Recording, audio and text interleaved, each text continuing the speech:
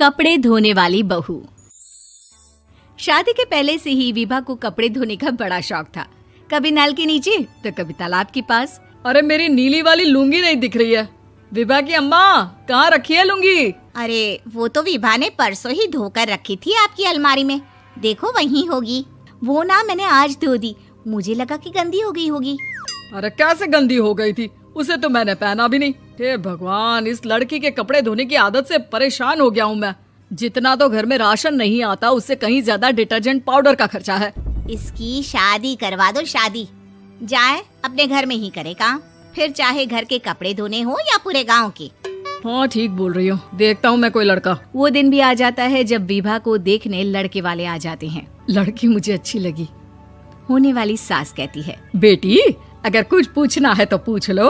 वैसे तो हमारी लड़की बहुत ही शर्मीली है, जो बोल दो वो मान लेती है, इसे क्या पूछना होगा। अरे कैसी बात कर रही हो माँ, मुझे इन लोगों के घर रहना है, सवाल तो कई है। हाँ हाँ बेटा, पूछ लो ना, क्या पूछना है।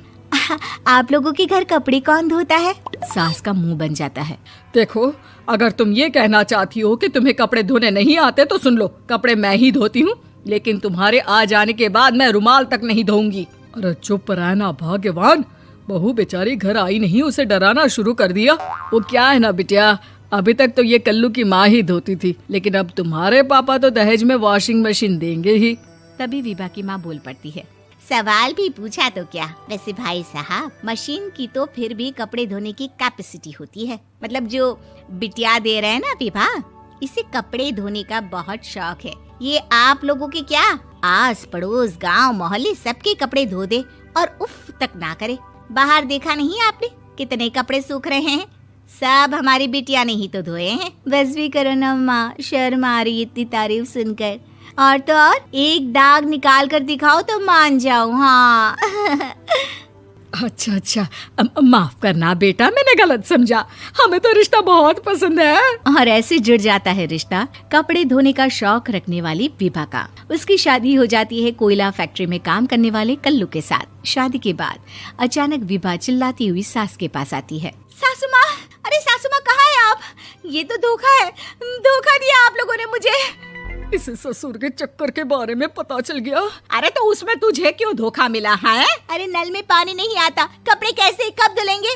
अच्छा, तू पानी नहीं आ रहा उसकी बात कर रही है। तो आपने क्या सोचा? कुछ नहीं।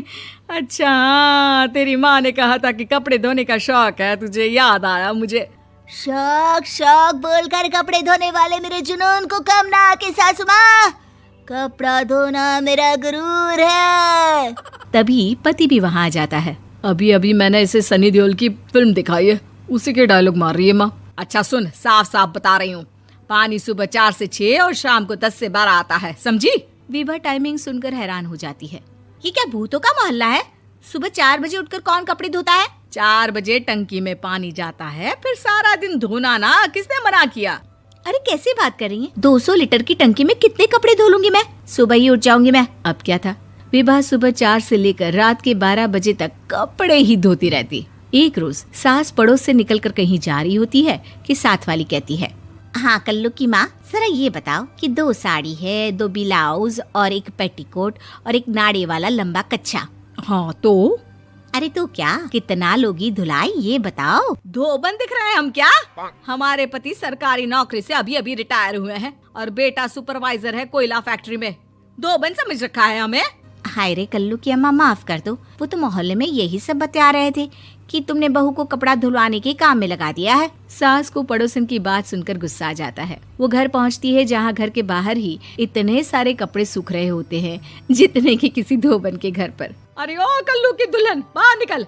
माँ जी यहीं आ जाओ, बाथरूम में चादर धो रहे हैं हम। अरे अभी हम धोते हैं, तुमको बाहर निकलो। ये आस पड़ोस वाले बोल रहे हैं कि हम बहू से कपड़े धुलवा कर उसे कपड़ा धोने वाली बना दिए हैं। अरे छोड़ो ना माँ जी, किन लोगों की बातों में आती हो? आस पास के लोगों का तो काम ही होता है कि वो किसी तरह सास बहू को लड़ा दे। बहू सारे घर के कपड़े धोती है, ये क्या कम है? बोलिए। सास को भी लग जाता है कि वो बहू का ये सनकीपन नहीं छुड़वा सकती, इससे अच्छा है कि खुद ही चुप हो जाए। एक रोज सास और बहू मंदिर जाते हैं, जहाँ सास की साड़ी वहाँ खड़ी भीख मांगने वाली से मिलती है। माँ जी क्या बात है, आपकी साड़ी उस भिखारन से कितनी मिल रही है ना? हाँ हाँ, देखो तो दोनों की साड़ी मिल रही है। क्या बात है कल्लू की अम्मा, तुम खुद को तो अफसर की बीवी बताती हो और ऐसी सिंपल सी प्लेन साड़ी पहनकर घूमती हो। सिंपल और प्लेन नहीं है ये साड़ी। तो क्या सोने के धागे से फूल बने हैं? कुछ भी सासू माँ, कुछ भी। हाँ, बने थे इस साड़ी में सोने के धागे से फूल। मेरे पति लेकर आए थे मद्रास से स्पेशली मेरे लिए 10,000 की। ताहे भाई साहब इस भिखारन के लिए भी सेम टू सेम साड़ी लेकर आए होंगे 10,000 की। सास उस वक्त कुछ नहीं कहती, लेकिन बहू के साथ घर आती है और अलमारी से एल्बम निकाल कर लाती है। ये साड़ी देख रही है, ये वही साड़ी है जिसे मैंने अभी पहना था। इस साड़ी में ये जो चमकदार फूल दिख रहे हैं ना, ये सोने के धागों से काढ़े गए हैं। लेकिन तू लोकल वॉशिंग मशीन ब्रश से घिस घिस कर सारे फूलों को निकाल कर साड़ी प्लेन कर दी। मुझे माफ कर दीजिए सासू माँ। और तो और, जब मैंने तुझे तेरी गलती के लिए कुछ नहीं कहा, लेकिन तूने तो सबके सामने मेरा मजाक ही बना दिया। क्यों? बहू को समझ में आ जाता है कि अब से उसका कपड़े धोना बंद।